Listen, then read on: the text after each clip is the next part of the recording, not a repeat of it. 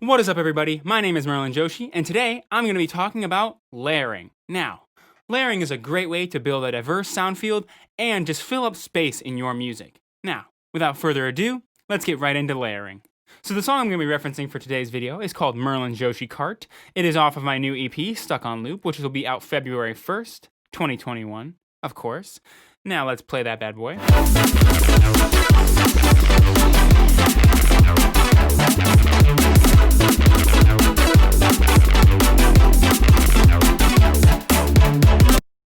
Now let's take a listen to what the chords sound like on their own.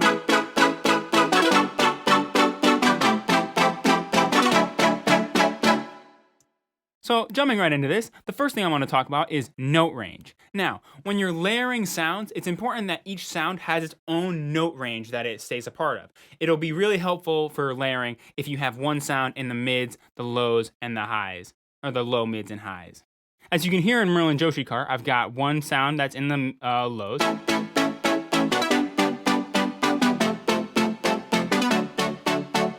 One that's in the mids,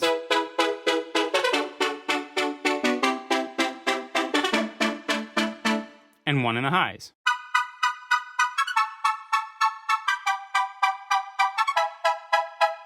And this makes for one really thick sounding sound.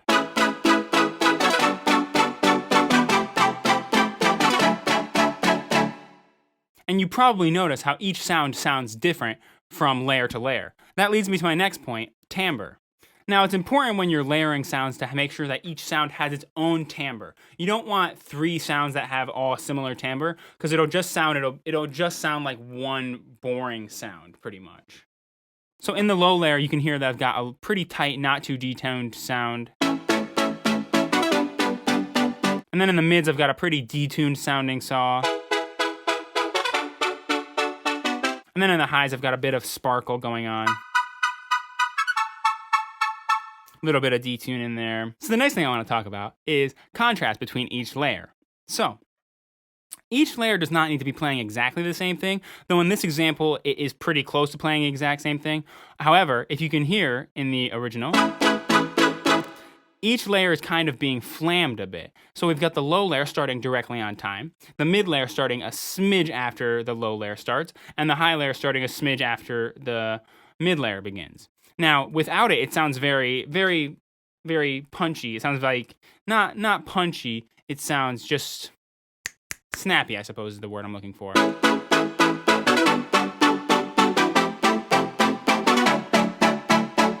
Versus when they're flammed,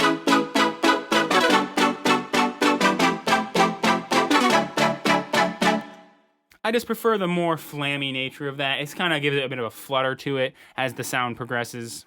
Now, the next thing I want to talk about is knowing when to stop. Now, I usually stop at 3 or 4 layers if there's a bass included, maybe 5 if you count that. I always try and make sure there's enough room in the sound to maybe have a lead line play over top of it, which actually happens in Merlinsyoshi Cart nearing the end. You'll have to listen to it February 1st if you know what I mean, though. So I hope you guys enjoyed this video. I hope you guys learned a little bit about layering and how to spice up your music if you want to. And I hope you guys go check out my new EP called Stuck on Loop, coming out February 1st, 2021. And I hope you guys all have a nice day. Bye.